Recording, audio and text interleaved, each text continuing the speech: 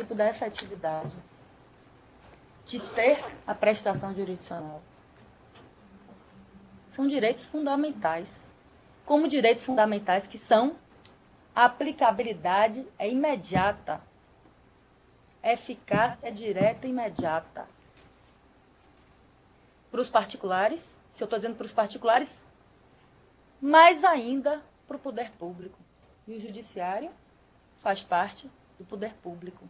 Então não é uma faculdade do judiciário, é um dever para dar efetividade ao direito fundamental que está lá na Constituição Federal. Bom, e aí eu digo, se vocês aceitarem tudo isso que eu estou dizendo até agora, eu posso parar minha explanação por aqui.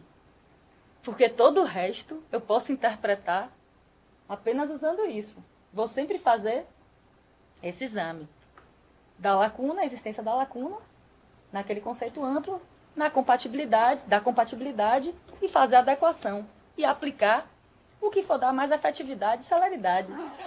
Né? E tornar mais eficaz a entrega da prestação jurisdicional, a qual o Estado se obrigou quando retirou dos particulares o poder de fazerem justiça com as próprias mãos. Poderia parar por aqui, porque todo o resto que eu vou dizer vai ser baseado nisso. Mas vamos adiante. Vamos tentar analisar alguns desses aspectos, comparar o processo civil com o processo de trabalho em alguns aspectos que eu considero importantes.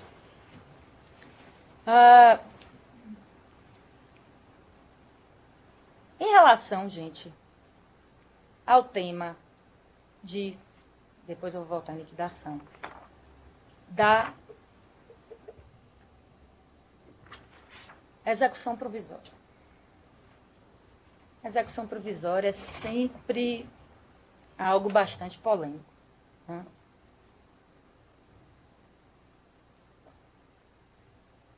Como eu falei para vocês, a CLT menciona apenas, em um momento, a execução provisória. E é na parte que trata de recursos. Né? Diz lá, os recursos serão interpostos por simples petição e terão efeito meramente devolutivo, salvo as exceções previstas nesse título, permitida a execução provisória até a penhora. Então, o único dispositivo da CLT que menciona a execução provisória é esse que trata de recurso. E nessas alterações do Código de Processo Civil,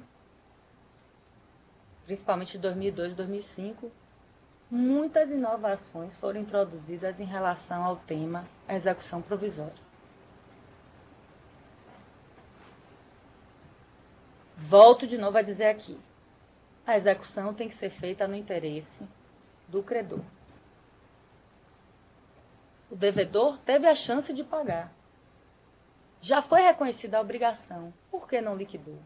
Por que está resistindo?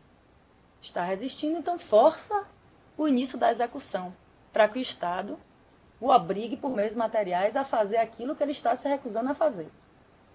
Por meios coercitivos, atos materiais que vão obrigá-lo a fazer aquilo que já foi reconhecido no título judicial. Né? Então, a execução provisória vem para quê? Para dividir esse ônus da demora que sempre ficou nas costas do credor, dividir esse ônus também com o devedor. Nós temos que utilizar isso. Não é justo, não é razoável que sempre o ônus da demora fique a cargo do credor. Se quem está recusando o cumprimento da obrigação já reconhecida judicialmente é o devedor. Bom, e aí voltando, como eu ia dizendo, o Código de Processo Civil tem várias inovações a esse respeito.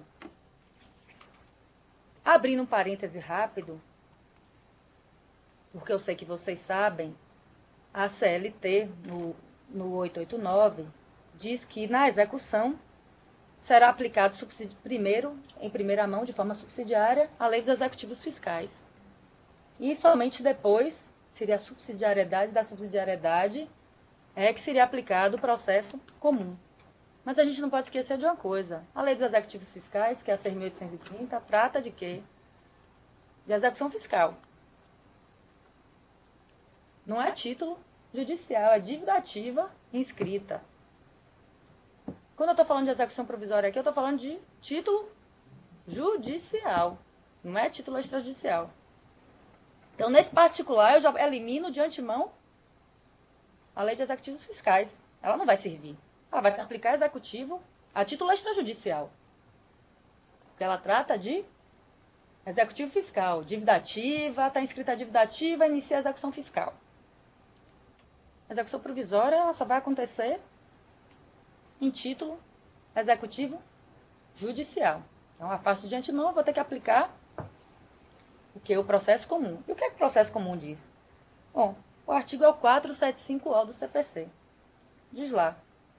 A execução provisória da sentença, não é do acórdão, é da sentença, far-se-á no que couber, do mesmo modo que a definitiva, observadas as seguintes normas.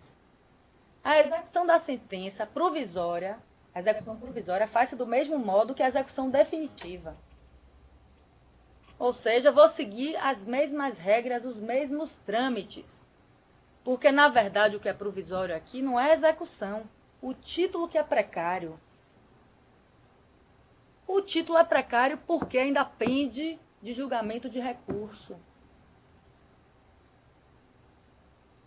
Não houve o trânsito em julgado. Então, esse título é passível de ser modificado numa instância superior. Não é execução que é precária, é execução. Por isso que ela se processa da mesma forma que a definitiva. Tá certo? O título ainda é precário, porque ele pende de julgamento de recurso. E aí, quais são as seguintes normas? Tá lá. Inciso 1º. Corre por iniciativa, conta e responsabilidade do exequente, que se obriga, se a sentença for reformulada, a reparar os danos que o executado haja sofrido. Bom, essa responsabilidade aqui do exequente é objetiva. Se houver inversão daquele comando, a responsabilidade é objetiva. Não há necessidade de nenhuma dilação probatória para se apurar, apenas inverte-se. Inverte-se, vai se inverter a execução, se for o caso. Então, havendo danos, esses danos vão ser apurados de forma objetiva. Os danos que eventualmente sejam causados pela execução provisória vão ser apurados de forma objetiva. Inciso 2º.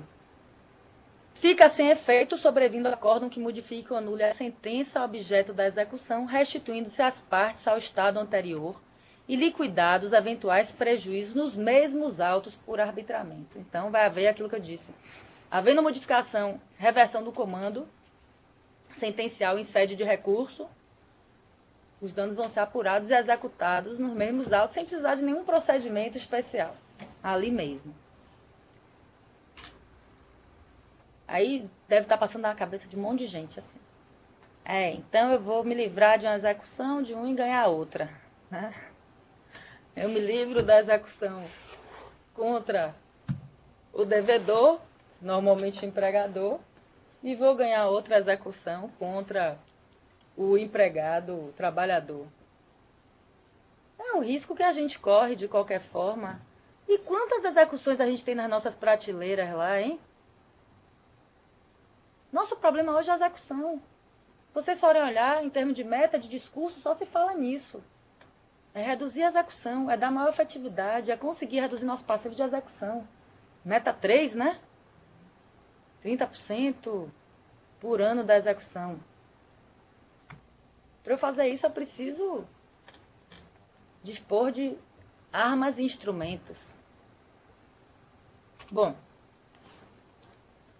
é o risco que a gente corre, mas eu estou atendendo de qualquer forma aquele princípio da execução ser feita no interesse do credor e não no interesse do devedor. Bom, Inciso 3º. O levantamento de depósito em dinheiro e a prática de atos que importem alienação de propriedade ou dos quais possa resultar grave dano ao executado dependem de caução suficiente e idônea. Embora haja divergência doutrinária a respeito da exigência dessa caução no processo do trabalho, eu não vejo por que não se exigir. E só se exige nessas duas situações: levantamento de depósito em dinheiro ou prática de atos que importem alienação de propriedade e ou dos quais possa resultar grave dano ao executado. Então, por que não se exigir se enquadrar numa dessas situações? A caução, a gente sabe, pode ser real ou fidejussória. Real por meio da entrega de algum bem ou fidejussória, alguma garantia de natureza pessoal. Real, bem móvel, ou fidejussória, alguma garantia. A caução arbitrada pelo juiz e prestada nos próprios autos. E aí vem adiante. No caso do inciso 2º deste caput, deste artigo, se a sentença provisória for modificada ou anulada apenas em parte, somente nesta ficará sem efeito a execução. Ok. Parágrafo 2º. A caução a que se refere o inciso 3º do caput poderá ser dispensada. Isso aqui é muito interessante para a gente. Eu acho isso aqui uma maravilha. A gente devia usar isso mais. Poderá ser dispensada. Quando, nos casos de crédito de natureza alimentar ou decorrente de ato ilícito, até o limite de 60 vezes o valor do salário mínimo, o exequente demonstrar situação de necessidade. O que é que a gente tem aqui? Nos casos de crédito de natureza alimentar ou decorrente de ato ilícito. Um ou outro. Então, o crédito trabalhista, nós sabemos que é um crédito de natureza alimentar. Tranquilamente reconhecido como de natureza alimentar.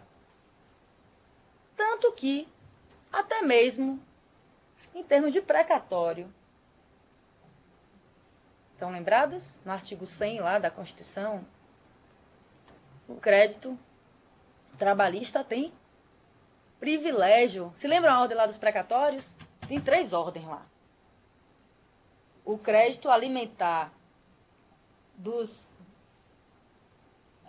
daqueles com prioridade de tramitação, né, os maiores de 60 anos ou portadores de doenças graves, são aqueles com prioridade de tramitação, esses entram em primeiro. Depois os créditos de natureza alimentar em segundo, aí estão os trabalhistas, de acidente, trabalho, etc. E depois que entram os outros créditos de precatório. Então, está lá, na Constituição Federal, dizendo, olha a interpretação sistemática que a gente tem que fazer do ordenamento. Se a Constituição diz que é alimentar, e é que eu vejo alimentar, eu não posso entender diferente, certo? Ou decorrente de ato ilícito, responsabilidade civil, acidente de trabalho, doença ocupacional, abuso de direito. Tudo isso é ato ilícito lato sensu. Então, também, no processo de trabalho, a gente vai se deparar com várias situações de crédito alimentar ou decorrente de ato ilícito, que eu já enquadro aqui. Mas tem um outro requisito. Tem um limite, primeiro. Até o limite de 60 vezes o valor do salário mínimo. O outro requisito é e o exequente demonstrar a situação de necessidade. Então, tem que ter, de um lado, o crédito ser de natureza alimentar ou decorrente de ato ilícito, mas o outro requisito, que é a demonstração da situação de necessidade.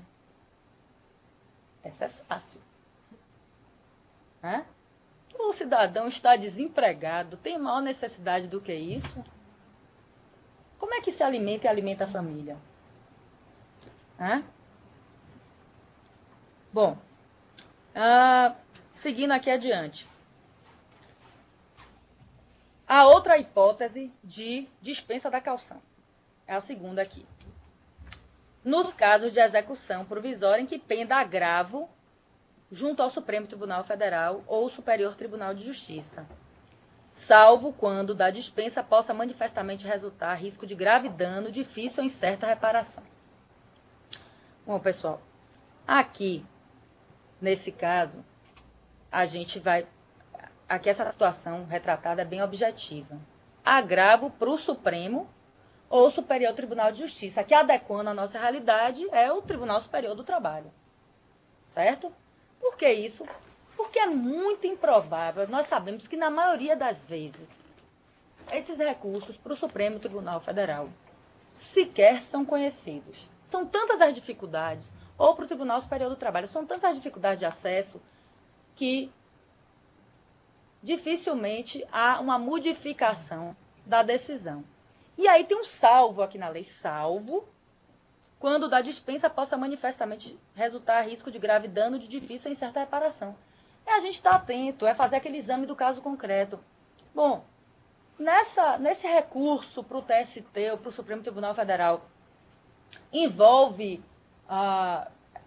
esse recurso trata, a decisão recorrida aplicou, decidiu contrariamente à súmula de Tribunal Superior, contrariamente à orientação jurisprudencial do Tribunal Superior do Trabalho. Se a decisão recorrida decidiu contrariamente, aí sim a gente tem que se cercar de cautela, porque a possibilidade de reformulação, de modificação desse julgado, será alta. Mas se a decisão recorrida está em consonância com súmula de Tribunal Superior e com a OJ de Tribunal Superior do Trabalho, é quase impossível, é muito improvável que haja uma modificação desse julgado. Então, por que não liberar? E aí acresço mais algo aqui. Em relação a essa situação, essa hipótese segunda, não há o limite de 60 salários. A lei não limita.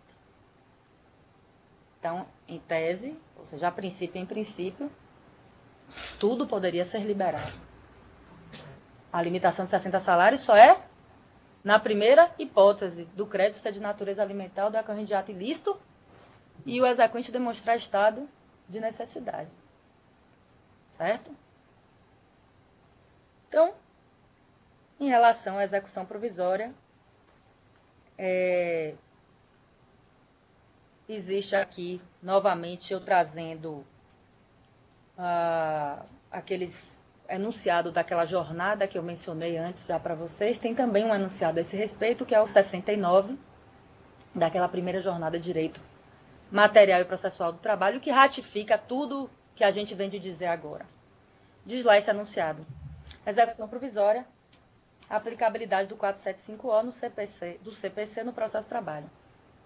A expressão até a penhora, constante da CLT, artigo 899, é meramente referencial e não limita a execução provisória no âmbito do direito processual do trabalho, sendo plenamente aplicável o disposto no Código de Processo Civil, artigo 475-O. É meramente referencial mesmo, gente. Não esqueçam da época em que foi redigida essa norma, que não havia parâmetros. Então, o legislador, quando vai elaborar uma norma que não tem outros parâmetros, termina criando uma referência, mas aqui apenas para fins recursais. Não esqueçam que essa menção está lá dentro da parte de recursos, e trata de recurso, o 899. Inciso 2º. Na execução provisória trabalhista, é admissível a penhora de dinheiro, mesmo que indicados outros bens. Isso a gente vai falar ainda mais sobre isso. A adequação do postulado da execução menos gravosa ao executado aos princípios da razoável duração do processo e da efetividade. Vocês estão vendo como sempre a razoável duração do processo e a efetividade são invocados? E ainda tem um não retrocesso social que a gente não pode esquecer. 3. É possível a liberação de valores em execução provisória, desde que verificada alguma das hipóteses do artigo 475-O, parágrafo 2º do CPC, sempre que o recurso interposto esteja em contrariedade com súmula ou orientação jurisprudencial, bem como na pendência de agravo de instrumento no TST. Bom, antes de dar continuidade, até para não interromper o raciocínio, eu acho que a gente podia dar aquele nosso intervalozinho rapidinho, já que são 4 horas, o pessoal tomar o cafezinho, a aguinha, e daqui a 15 minutinhos, não é isso? 15 minutinhos a gente retorna, para eu não interromper o raciocínio, tá bom?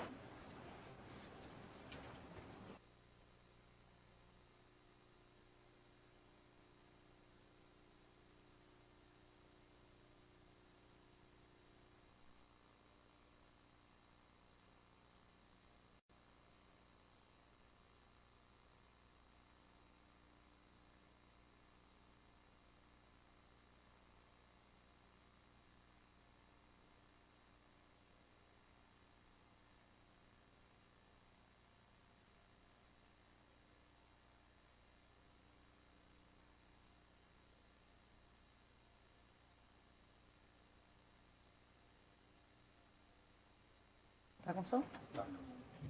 Olá, pessoal. E aí, vamos retomar, então, a segunda parte do nosso curso, né? Mini curso de execução aqui hoje. E eu queria falar para vocês podem interagir, podem perguntar. Aliás, essa interação é importante porque dinamiza e tira dúvidas que outros podem ter, ou abre um debate interessante, né? Às vezes a gente os que não concordam também podem tentar me convencer do contrário. Então, estamos aqui para isso, para esse debate salutar. Bom, mas então, dito isso, voltando ao tema que a gente estava tratando ainda, da execução provisória, demos uma paradinha, mas eu vou retomar agora. Ainda tenho algumas questõezinhas sobre a execução provisória para tratar com vocês. Primeiro, a possibilidade da execução provisória de haver penhora em dinheiro, certo? A posição do TST, eu tenho que colocar aqui para vocês, está na súmula 417, inciso 3º, diz o seguinte: em se tratando de execução provisória, fere direito líquido e certo do impetrante a determinação de penhora em dinheiro, quando nomeados outros bens à penhora, pois o executado tem direito a que a execução se processe de forma que lhe seja menos gravosa nos termos do 620 do CPC. Essa súmula do TST, evidentemente, ficou superada por legislação superveniente. A gente não pode esquecer que o 475-O do CPC é posterior à edição dessa súmula. Então, já está mais do que na hora do Tribunal Superior do Trabalho rever essa posição, esse posicionamento. E não tem nem sentido, se a gente for observar, a manutenção disso, até porque a parte final, o executado tem direito a que a execução se processe da forma que lhe seja menos gravosa. Ou seja, está colocando esse princípio da execução menos gravosa acima do outro princípio que é prioritário da execução ser feita no interesse do credor. Então já há uma conclusão aqui que eu, data máxima vênia do TST, discordo. E a gente tem outros aspectos aqui para levantar. A gente não pode esquecer que naquela ordem de preferência da penhora, qual é o primeiro bem que vem lá, qual é o primeiro item que tem lá, no 655? Dinheiro, exatamente. Então, dinheiro é o primeiro naquela gradação. Como é que fere direito líquido e certo se dinheiro é o primeiro bem na gradação? E aquilo que eu falei para vocês, olha, a execução provisória, a precariedade é apenas do título que está pendente de trânsito em julgado. Há um recurso e o título não transitou em julgado ainda, mas a execução deve se processar da mesma forma que a definitiva. E a execução definitiva se processa de que forma? Primeiro item lá na ordem de gradação de penhora é dinheiro. E nós utilizamos isso no nosso dia a dia. O que é que a gente faz? Primeira coisa que a gente faz na execução: Bacen. Bacen, não é verdade? Nós vamos sempre, em primeiro lugar, atrás de dinheiro. Além disso, esse entendimento do TST contraria frontalmente, não tem nenhum respaldo na CLT, e contraria frontalmente agora texto de lei expresso, que é o 475-O. Então, não há como a gente admitir hoje ainda a eficácia desse dispositivo, desse inciso, versículo 3º dessa súmula 417, diante dessas modificações supervenientes. Isso entrou na discussão a respeito do trabalho 620, né? Porque a gente entende que o 620 propriamente nem satisfaria, no caso, as disposições do trabalho. Exatamente porque o 612 prevaleceria. A lógica da trabalho seria invertida. O direito civil que prevalece, no caso, o que está sendo executado, né? E o direito do trabalho. Perfeito. A proteção não é. E da lógica anterior, porque hoje o próprio processo civil já dá prioridade ao exequente, tanto que diz lá no 612 que é feita no interesse do exequente. Então, essa parte final da súmula ela já é falaciosa antes mesmo da modificação legislativa. Com a modificação legislativa, ela fica completamente superada. Mas nós sabemos que todo o processo de revisão de súmula do Tribunal Superior do Trabalho é complexo. Envolve o tribunal em sua composição plena e tudo isso demanda, primeiro, a reunião, né? Convencimento daquela maioria toda. Então, é um processo demorado e complicado. Mais fácil é um processo de criação, modificação de orientação jurisprudencial, mas aqui nesse caso não interessaria. Bom, uma outra questão aqui da execução provisória que eu chamo a atenção, até para a gente fazer uma comparação, um raciocínio comparativo, alguém já questionou alguma vez sobre impossibilidade de execução provisória em obrigação de fazer ou não fazer? Não tem. Por que a gente trata de forma tão diferenciada as modalidades de execução? Não são obrigações reconhecidas, não existe um anda beato, não é obrigação do devedor, e o devedor deixa de cumprir a obrigação. Existe alguma hierarquia ou privilégio entre uma modalidade de execução ou outra? Por que a obrigação de fazer e não fazer, a obrigação de entregar coisa, sempre se reconheceu antes mesmo do 475-O.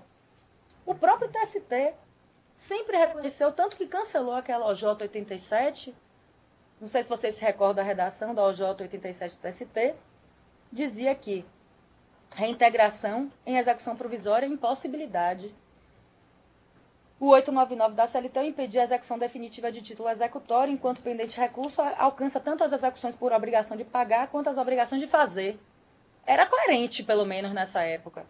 Assim, tendo a obrigação de reintegrar caráter definitivo, somente pode ser decretada liminarmente nas hipóteses legalmente previstas em sede de tutela antecipada ou tutela específica.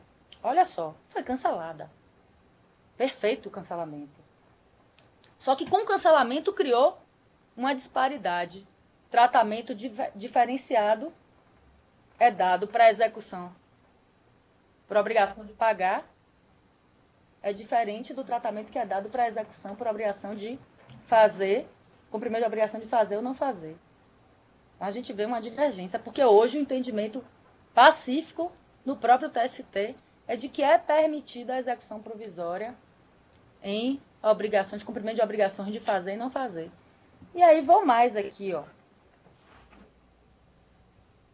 A execução provisória é embasada em quê?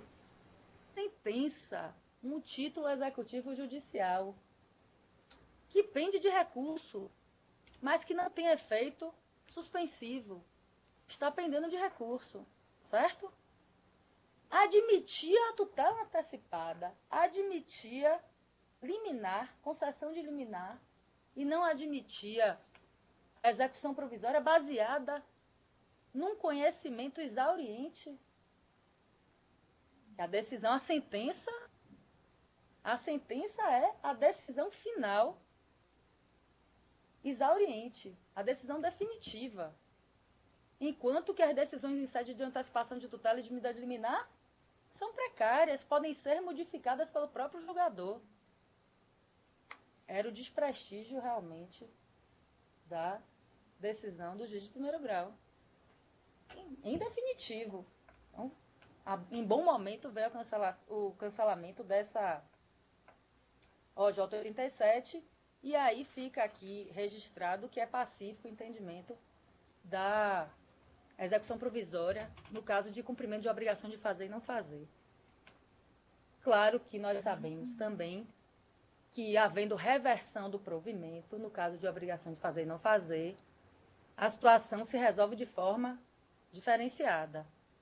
Qual o caso mais comum de obrigação de fazer ou não fazer, no caso de fazer, na Justiça do Trabalho, no processo de trabalho? CTPS, reintegração no emprego, que a gente pode pensar algo que daria margem a uma reversão, porque a CTPS, a própria secretaria pode efetuar a retificação, mas a cargo do empregador, a obrigação de reintegrar no emprego. E aí, se depois esse provimento, se em sede de recurso houver modificação dessa sentença? Bom, mas não houve prejuízo. De qualquer forma, o empregador se beneficiou da prestação dos serviços. A sinalagma da contratualidade foi preservada. Então, não há prejuízo para nenhuma das partes.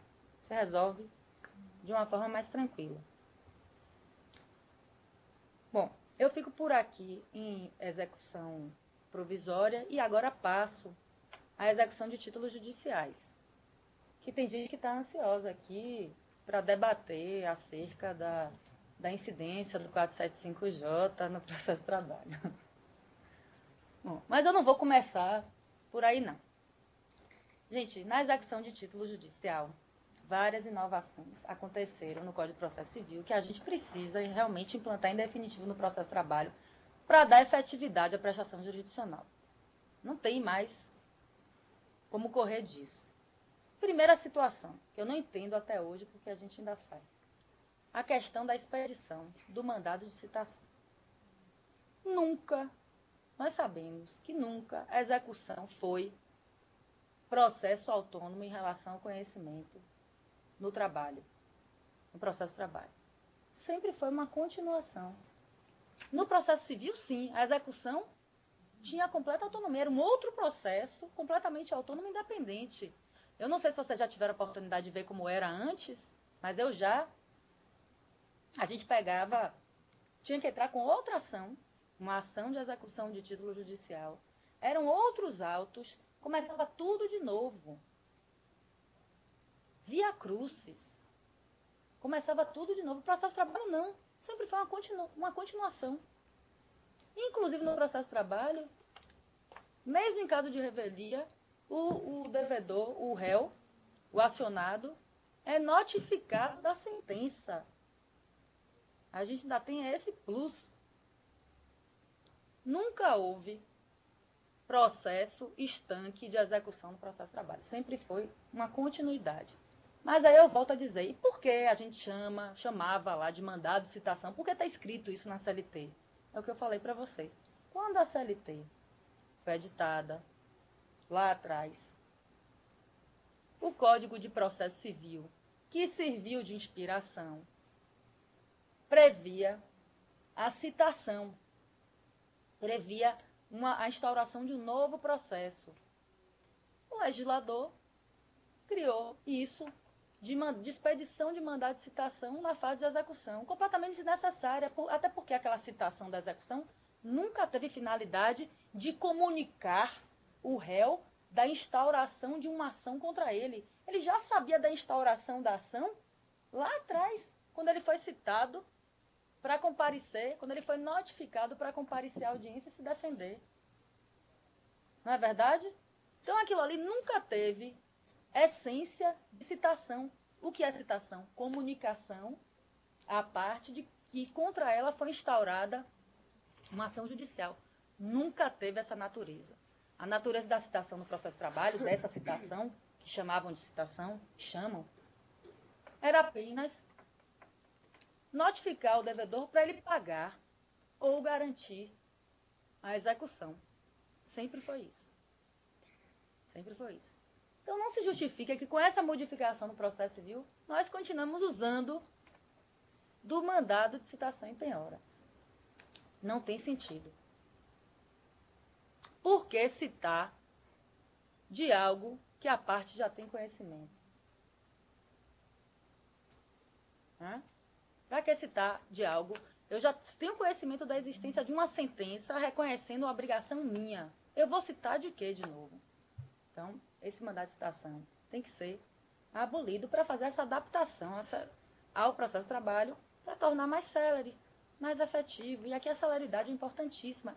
E mais econômico. Mais econômico. Não há necessidade de expedição desse mandado de citação. No CPC, com essas modificações, a gente tem lá o 475J, que diz...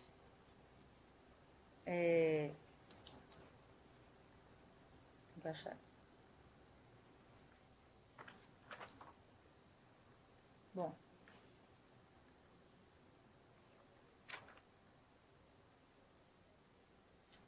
Eu tinha posto aqui, não estou achando onde eu transcrevi. Vou ter que procurar no código mesmo.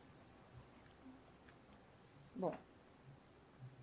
475J do CPC.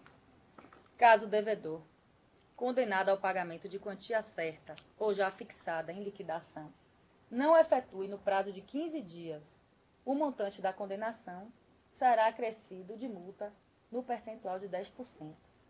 E a requerimento do credor, e observado o procedimento, e observado o disposto no artigo 614, inciso 2 dessa lei, expedir-se-á mandado de penhora e avaliação. Então, como é que funciona agora lá no processo civil? Houve a prolação da sentença, o devedor tomou ciência da sentença. Se aquela sentença é líquida, ele sabe que a partir do momento do trânsito em julgado, ele terá 15 dias para pagar. Se ele não paga nesses 15 dias, incide a multa de 10% sobre o total da execução. E a partir daí, a recalcitrância no não pagamento implicará a expedição, agora sim, de mandado de penhora e avaliação. Agora sim. Certo? Se a sentença não for líquida, esse marco temporal de 15 dias só poderá começar a fluir a partir da notificação da homologação da liquidação. Então, a decisão homologatória da liquidação, notificado o devedor daquela decisão, os 15 dias começam a fluir a partir dali, para pagar. Não pagos naqueles 15 dias, incide a multa de 10%.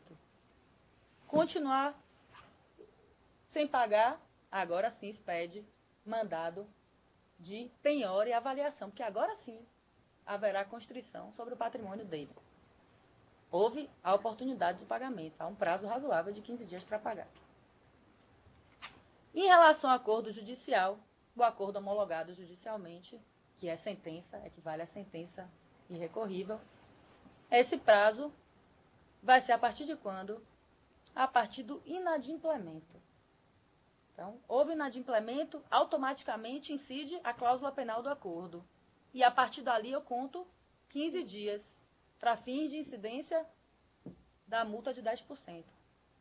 Lá na minha unidade jurisdicional, a 16ª, nos acordos todos, nós colocamos já que a execução será nos termos do artigo 475J do CPC.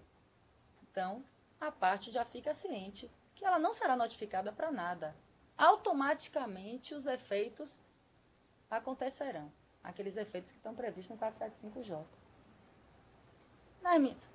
Além da cláusula penal? Sim. A cláusula penal incide imediatamente com o inadimplemento. Combinou de pagar dia 10, R$1.000, não pagou, inadimplemento, cláusula penal de 50%. Já vai incidir, 1.500. A partir daí, ele tem 15 dias, o devedor, para pagar os 1.500. Se não pagar os 1.500, 15 dias depois, 10% em cima. E aí expede o mandado. Ou o Bacen logo, né? Claro. Claro, a gente vai logo para o Bacen. Sentença líquida, que a gente agora... Algumas sentenças são prolatadas de forma líquida, nem todas, claro, algumas são mais complexas, não são prolatadas de forma líquida. Sentença líquida, lá na minha unidade, nós marcamos data e hora de prolação da sentença nos termos da súmula 197 do TST. Ou seja, eu não preciso notificar da publicação da sentença. A parte fica ciente que naquele dia, naquele horário, a sentença estará publicada. Então, aquela é a ciência para fins de início do prazo recursal e do prazo de pagamento. Em todas as minhas sentenças eu coloco nos termos do 475J, já fixando que terá incidência da multa de 10%. O meu calculista prepara os cálculos, eu publico a sentença na data. Os cálculos integram a decisão e fazem coisa julgada, se não houver impugnação via recurso. Da mesma forma, daquela publicação, 15 dias para pagar. Tá certo? Então, a gente está tentando. Vamos lá, vamos adiante. Bom, em relação à multa, efetivamente, existe resistência, principalmente da jurisprudência. Principalmente da jurisprudência. A doutrina aceita de uma forma bem ampla a aplicação da multa do 475J, mas a jurisprudência ainda é oscilante. No âmbito do próprio Tribunal Superior do Trabalho, quem vem acompanhando isso sabe que chegou um momento que a gente até pensou que isso fosse se firmar. As turmas começaram a decidir no sentido da aplicação da multa de 10% do 475J ao processo do trabalho. E existem vários julgados a esse respeito. Primeira turma, a quinta turma. Eu tenho várias decisões a esse respeito que eu me utilizava dessas decisões, inclusive para embasar a minha decisão. Mas os processos no TST, além da decisão em sede de recurso de revista na própria turma, é passível de também impugnação via embargos para a seção de dissídios individuais, a SDI. E quando esses processos chegaram na seção de dissídios individuais, houve uma fixação de posicionamento do TST no sentido de não aplicação da multa. Mas o julgado não foi unânime, ao contrário, foi por maioria. E houve divergência de vários ministros. Então há uma esperança no ar de que isso se reverta ainda, em algum momento. Né? Os fundamentos, eu tenho tudo isso, todos esses fundamentos no material que eu preparei e que eu disponibilizo, eu posso disponibilizar para a escola e a escola envia para quem tiver interesse. Eu faço essa coleção desses julgados, etc. Então tem tudo aqui arrumadinho, inclusive com a inversão lá no TST, acabando com a multa. Quer dizer, ao menos hoje, temporariamente. Como decisão da SDI 1 não vincula as instâncias inferiores, a gente continua aplicando, até porque a chance desses processos irem chegando no Tribunal Superior do Trabalho vão se restringindo cada vez mais, né, doutor? Que trabalha lá, nego segmento. Bom, eu tenho um argumento que eu considero importante para a aplicação da multa do 475J. Em relação à obrigação de fazer, gente, a gente sempre aplicou as trentes, sem preocupação, sempre aplicamos tudo do CPC, o 461 do CPC, sem nenhum pudor, não é? Sempre aplicamos. O juiz pode combinar, o juiz pode. Sempre fizemos isso, ninguém nunca questionou nada. Você manda anotar a carteira sob pena de multa diária. Você manda fazer qualquer coisa, qualquer obrigação de fazer sob pena de multa diária. Sempre aplicamos as trentes. A natureza da multa do 475J é híbrida. De certa forma, é um astrente. Por quê? É uma ordem do judiciário para cumprimento do comando sentencial. O que é que isso quer dizer? Cumpra sob pena de se considerar que o seu inadimplemento é desrespeito à corte. É o que os norte-americanos chamam de contempt of court. Né? Então, o 475J não deixa de ser também uma imposição que tem a mesma natureza lá das trentes para a obrigação de fazer e não fazer, que a gente nunca questionou e sempre aplicou e adora. E nós adoramos aplicar as trentes para tudo. Por que não, então, aplicar também essa multa do 475J nas obrigações de pagar? Vou mais adiante.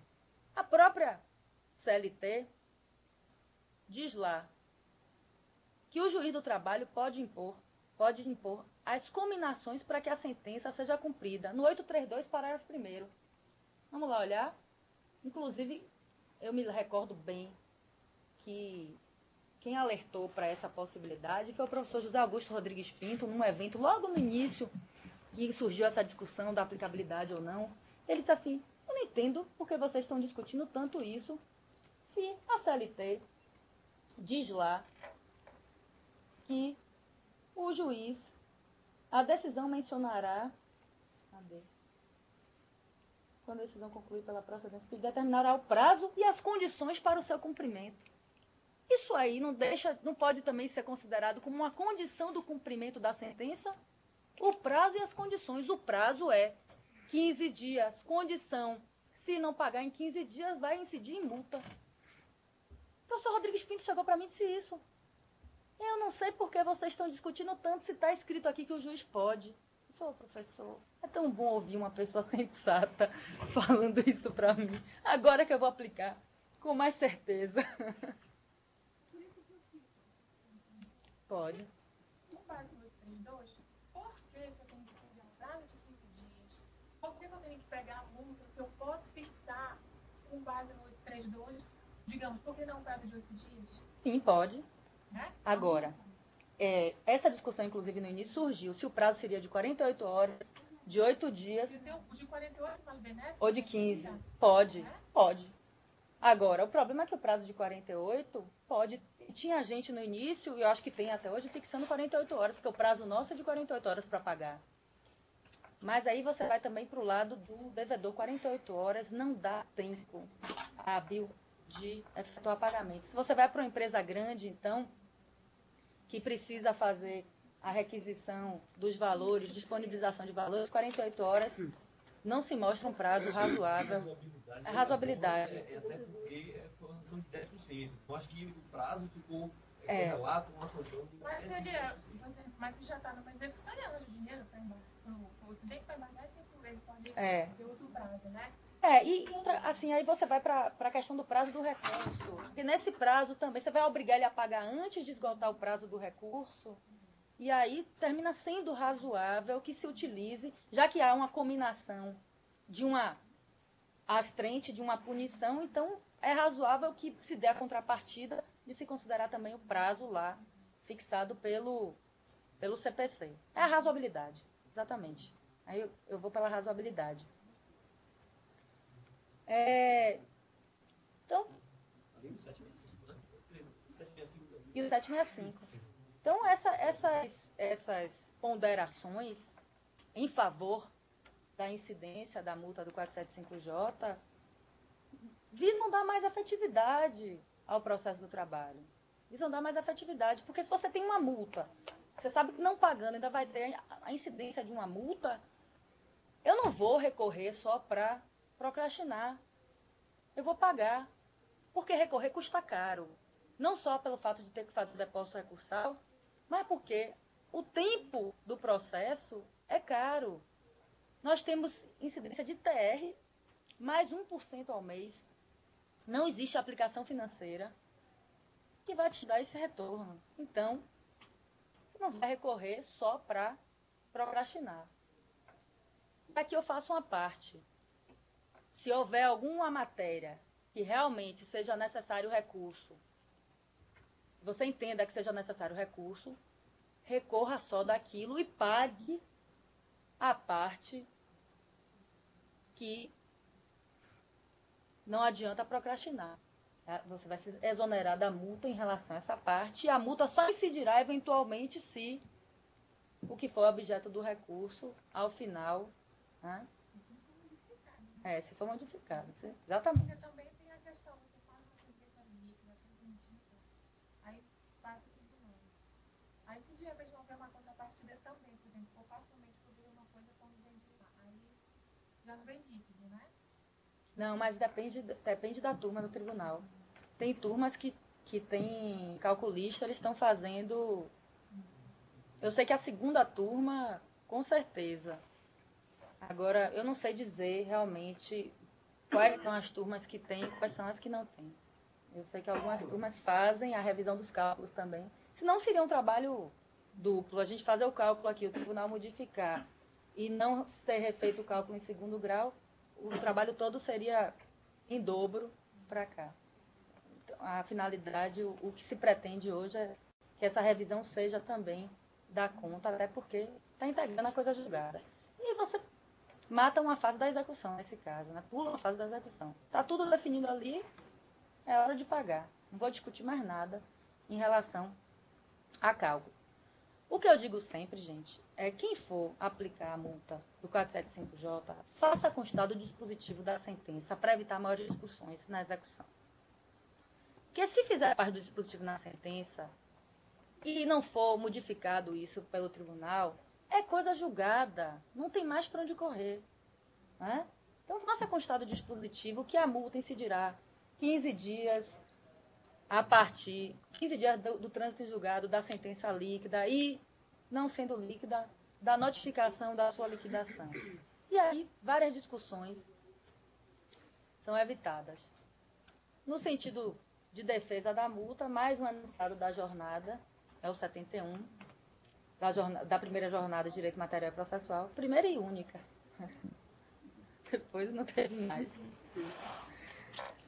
Aplicação do processo de trabalho, artigo 475J, aplicação subsidiária do artigo 475J do CPC, atende às garantias constitucionais da razoável duração do processo, efetividade e celeridade, tendo, portanto, pleno cabimento na execução trabalhista. Ninguém vai querer incidir na multa, só se reconhece o débito, não vai procrastinar e correr esse risco de incidir na multa. É mais uma forma que a gente tem de convencer o devedor a pagar logo. O convencimento. Bom, outra inovação do Código de Processo Civil, que também a gente já deveria ter implementado no processo de trabalho, é essa questão da eliminação do incidente de nomeação de bens a penhora. Como é que dizia antes o CPC? Era o artigo 652, que dizia que o devedor será citado para, no prazo de 24 horas, pagar ou nomear bens à penhora.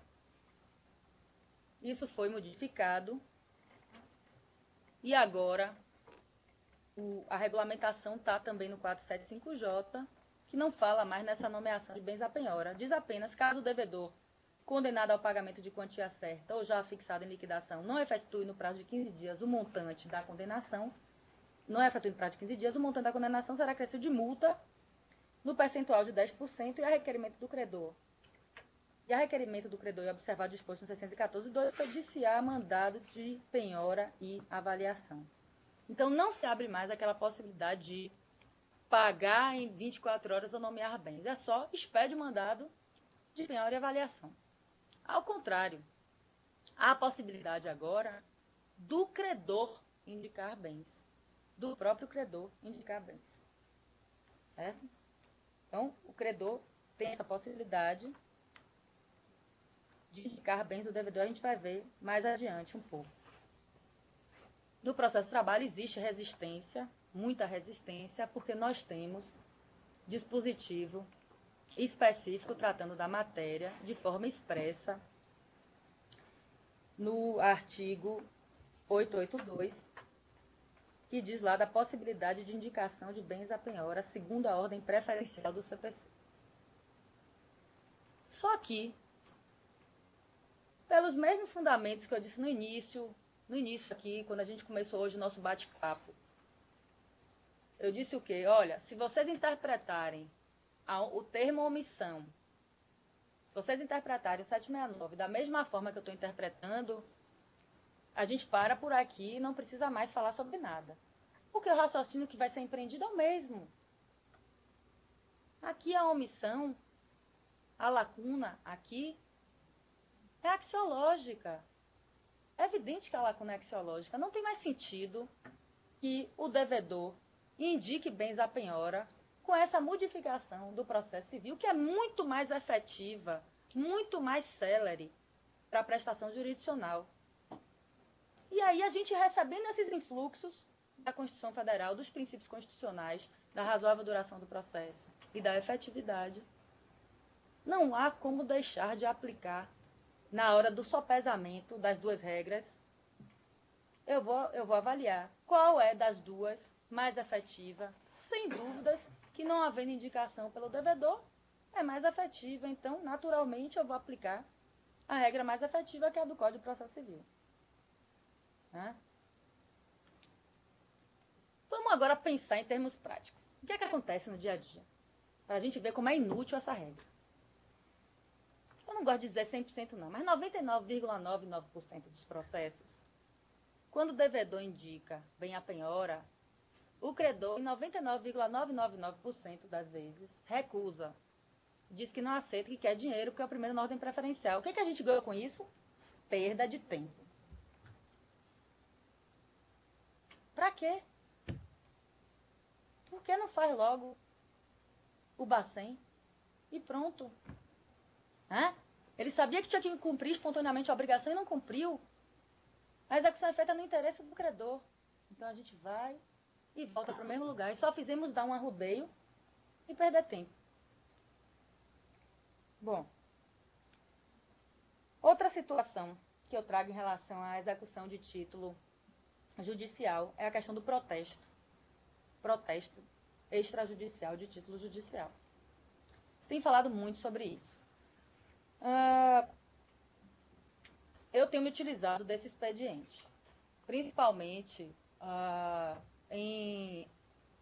na fase mesmo de execução. Mas nada impede que na própria decisão de mérito, na sentença de conhecimento, fique ali já determinado que, havendo recalcitrância, estando líquida e certa transitada em julgada a decisão, que seja o protesto seja utilizado. Mas eu prefiro fazer isso caso a caso na própria execução.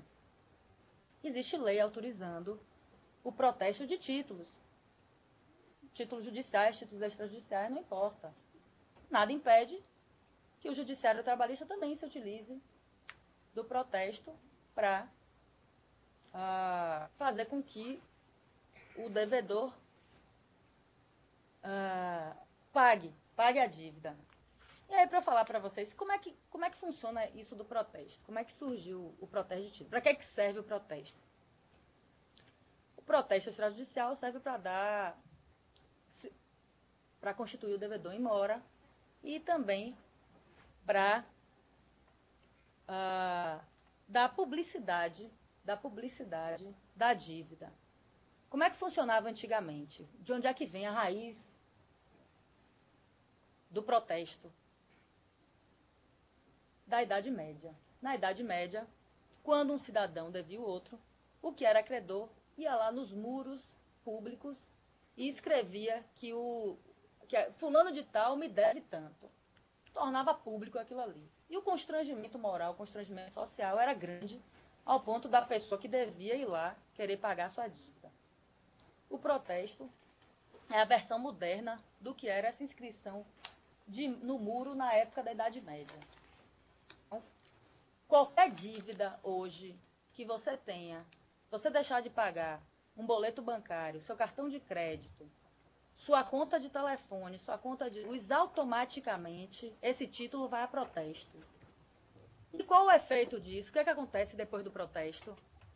Os próprios tabelionatos de protesto, eles comunicam diariamente às centrais de proteção ao crédito. E dentre as centrais de proteção ao crédito, nós temos a maior de todas, que é a Serasa, a lista dos protestos apontados e dos protestos cancelados. E esse banco de dados privado, mas com caráter público, é de acesso a todas as pessoas. Qual é o efeito prático? Alguém que tem uma dívida protestada não consegue abrir uma conta bancária, não consegue pegar um cartão de crédito, não consegue pegar um talão de cheque, não consegue fazer nada na vida civil. E aí, quando a gente faz essa comparação, o crédito trabalhista, que é um crédito alimentar super privilegiado, mais privilegiado de todos, como ele não vai a protesto, o devedor prefere quitar uma dívida do cartão de crédito, porque está causando um mal enorme na vida civil dele e vai levando, empurrando com a barriga o crédito alimentar trabalhista.